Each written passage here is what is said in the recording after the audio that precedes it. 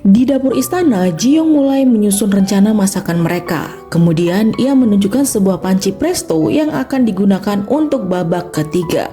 Ia menjelaskan bahwa panci tersebut akan membuat ayam mereka akan cepat lebih empuk, bahkan sampai ke tulang-tulangnya. Namun sayangnya pada zaman tersebut belum ada panci presto itu. Kemudian dia teringat bahwa pada zaman itu ada seorang penemu yang bisa membuatkan panci tersebut untuknya. Bahkan penemu itu juga menemukan jam yang pada waktu itu dipakai di kerajaan. Hari-hari mereka gunakan untuk mempersiapkan kompetisi dengan baik. Mereka bahkan juga telah menjemur ayam-ayam yang akan mereka gunakan. Di sisi lain, chef dari kerajaan Ming juga tak mau kalah. Mereka juga berlatih dengan sangat keras dan berharap mereka akan menang. Karena harga diri kerajaan ada di tangan mereka. Malam itu, Ji-young dan yang lain kembali berkumpul untuk mengoreksi menu mereka.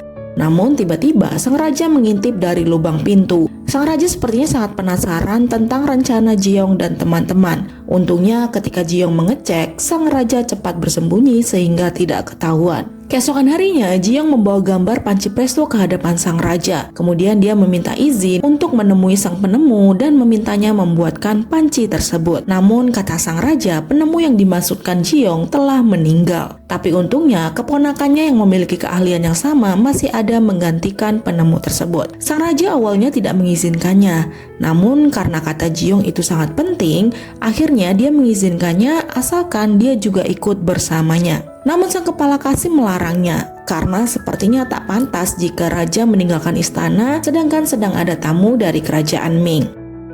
Akhirnya dengan berat hati ia meminta kepala sekretaris untuk menemani Ji-young pergi menemui sang pengrajin ataupun penemu tersebut. Namun ketika melihat mereka pergi berdua dari belakang, sang raja sepertinya tidak rela. Dia melihatnya seperti sepasang suami istri dan sepertinya raja cemburu melihat hal tersebut. Sedangkan Ji-young dan sekretaris Kim memulai perjalanannya sambil mengobrol. Di sana sekretaris Kim mengatakan bahwa sepertinya sang raja mulai tertarik kepada dirinya lebih dari sekedar seorang koki. Namun Ji-young mengelaknya dan dia mengatakan bahwa hal tersebut tidak mungkin karena dia juga akan segera kembali ke asalnya. Tiba-tiba muncul Gonggil di depan mereka.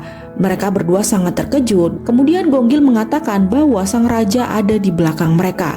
Melihat hal tersebut, mereka berdua lebih-lebih terkejut lagi. Meskipun sudah dilarang, namun sang raja tetap keras kepala. Dia bahkan menyamar menjadi seorang biasa agar tidak diketahui oleh orang lain. Selain itu, dia juga membawa satu bodyguardnya dan juga Gonggil untuk menjaga mereka. Im Song-ji tidak punya pilihan lain selain menuruti perintah sang raja. Dia kemudian pulang sedangkan sang raja pergi meneruskan perjalanan bersama Ji-young dan yang lain. Ia kemudian memerintahkan para pekerja kerajaan untuk mengunci ruangan raja dan mengatakan bahwa raja sedang sakit selama sang raja pergi. Hal tersebut dia lakukan untuk melindungi nama baik sang raja agar tidak terjadi gosip-gosip yang akan menyebar di kerajaan. Di tempat lain, sang raja sudah sangat kelelahan menjalani perjalanannya. Namun dia masih terus semangat demi menemani Ji-young. Sedangkan Pangeran Agung dan antek-anteknya yang mengetahui bahwa raja pergi bersama Ji-young, ia menyusun rencana untuk menyuruh anak buah mereka yang sudah terlatih untuk menyerang raja dan juga Ji-young, di mana target utama mereka adalah Ji-young. Mereka akhirnya sampai di tempat sang pengrajin. Sang raja yang tidak sabaran langsung membuka gerbang rumahnya. Namun tiba-tiba sebuah meriam meledak ke arah mereka. Dengan cepat sang raja langsung melindungi Ji-young. Namun ternyata meriam tersebut bukanlah meriam bom, melainkan meriam berondong beras yang dibuat oleh sang pengrajin. Pengrajin tersebut bernama Chun Sang. Ia bahkan tidak menghiraukan kedatangan tamunya karena sepertinya dia sangat sensitif dengan kata-kata kerajaan. Menurutnya sang paman yang sudah meninggal hanya digunakan ketika kerajaan butuh saja, dan ketika sudah tidak dibutuhkan, sang paman ditinggalkan begitu saja oleh kerajaan sampai akhir hayatnya. Sang raja dengan temperamennya hampir saja membuat si Chun Sang marah. Namun Ji-young mencoba menenangkan sang raja. Ia memintanya untuk sedikit menahan emosinya agar Chun Sang mau membantu membuatkan panci tersebut untuk mereka.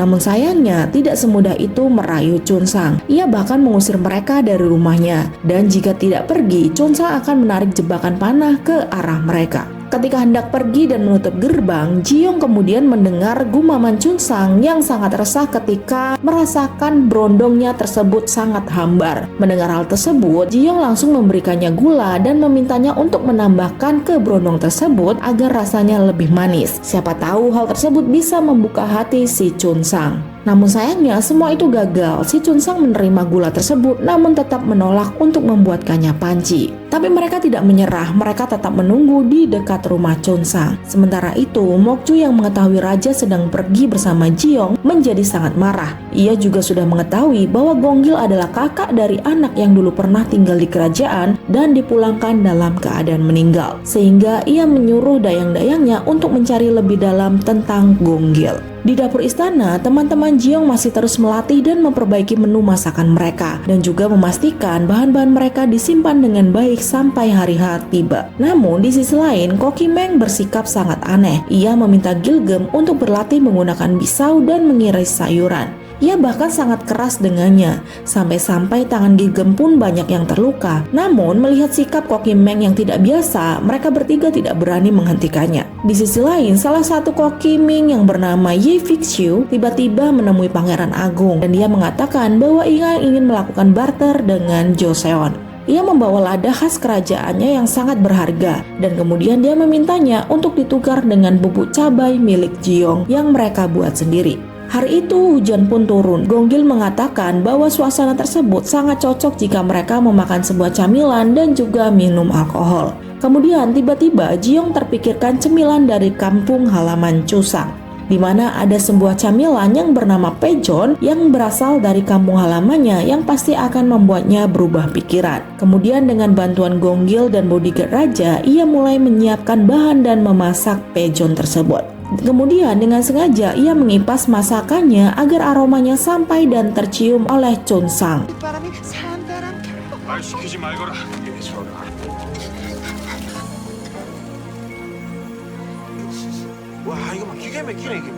Dan benar saja, sesuai dugaan mereka, aroma Pejon yang dibuat oleh Jiong menggugah selera Chusang dan membuatnya teringat akan kampung halamannya. Kemudian diam-diam dia keluar dari rumah dan mendekati mereka. Dengan malu-malu dia menerima tawaran camilan tersebut. Dan setelah memakannya, dia benar-benar keenakan dan merasa kembali ke masa kecilnya. Cemilan itu juga mengingatkannya kepada ibunya yang dia rindukan. Akhirnya, berkat cemilan tersebut, Chunsang memutuskan untuk membantu mereka membuatkan panci itu.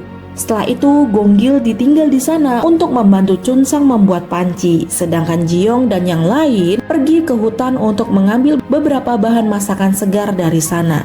Kemudian mereka bekerja di bagian mereka masing-masing.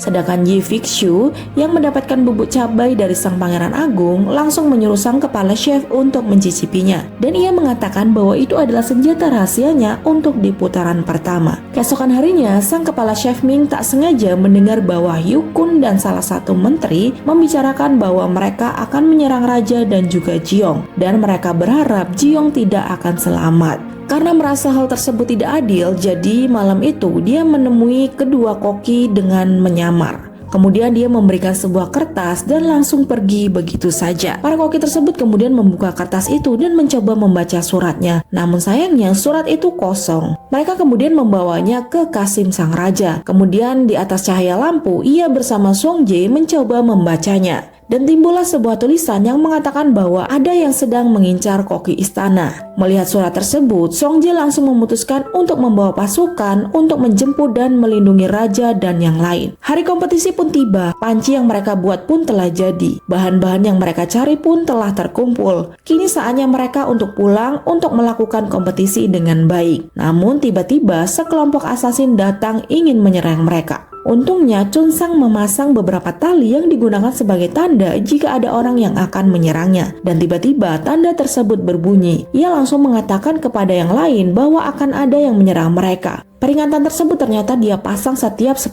langkah. Dan semakin banyak tanda tersebut berbunyi, berarti musuh semakin dekat. Mereka kemudian memasang status waspada. Mereka meminta agar sang raja pergi bersama Jiong dan membawa panci tersebut. Sedangkan mereka akan mencoba menghadapi para asasin tersebut. Belum sempat mereka pergi, para asasin sudah menyerang mereka. Meskipun sudah dibantu Chunsang menggunakan meriam, namun ternyata jumlah mereka sangat banyak sehingga membuat mereka kewalahan. Jiong dan sang raja mencoba kabur, namun karena Jiong adalah target utama mereka, akhirnya mereka menyerang raja yang mencoba melindungi Jiong.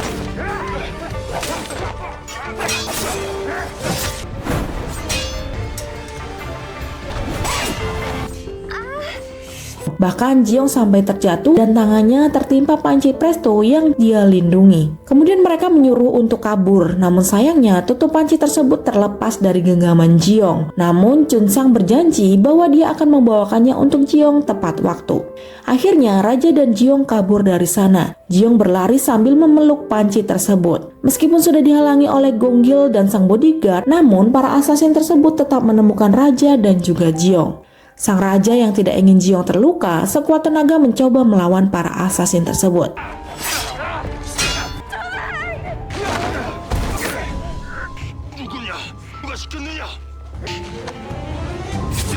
Raja berhasil mengalahkan mereka dan menanyakan siapa yang menyuruh mereka. Namun assassin itu malah memilih untuk bunuh diri daripada mengatakan orang yang menyuruh mereka. Di saat bersamaan, Im Song Jae datang dan menolong mereka. Jiong sempat pingsan karena syok melihat assassin tersebut bunuh diri di depannya. Gong Gil dan bodyguard raja juga untungnya mereka selamat. Setelah Jiong sadar, mereka kemudian bergegas pulang menggunakan kuda karena mereka sudah tidak punya waktu lagi untuk bisa tepat waktu dan melakukan kompetisi. Di saat para koki sudah menyiapkan bahan-bahan yang akan mereka pakai untuk memasak, mereka tinggal menunggu kedatangan Raja dan juga Jiong. Mereka semua gelisah, mereka takut jika Jiong dan Raja tidak akan sampai tepat waktu. Waktu pertama yang ditentukan telah lewat, namun untungnya Tang Bailong yang mengetahui rencana busuk Yukun dan para menteri meminta tambahan waktu karena dia benar-benar ingin kompetisi tersebut diadakan dengan seadil-adilnya. Di sisi lain, sambil menahan mual dan pusing, Jiong tetap bertahan dan berjuang agar dia kuat dan sampai ke istana tepat waktu.